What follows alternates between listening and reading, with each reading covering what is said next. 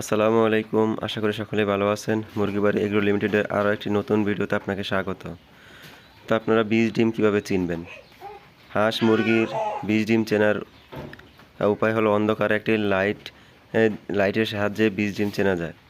তো অন্ধকারে হাতের মধ্যে ডিমটা নিয়ে ডিমের মোটা অংশের দিকে লাইটের আলো দিবেন, দেখা যাবে একটি কালো চোখের মতো। আপনারা দেখতে পাচ্ছেন আমার হাতে যে ডিমটা রয়েছে এটা একটা কালো চোখের মতো অংশ রয়েছে। এই চোখের মতো অংশ থাকলেই এটা বীজ ডিম হবে।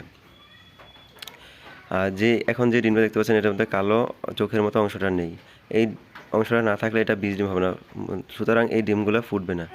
তো বীজ ডিম চেনার সহজ এবং কার্যকর পদ্ধতি এটাই। তা আপনারা আপনাদের ডিম ইনকিউবেটর বা মুরগি দিয়ে কুচে বসানোর পূর্বে এভাবে ডিম পরীক্ষা করে দিবেন, তাহলে আপনাদের হ্যাচিং রেট ভালো আসবে ইনশাল্লাহ।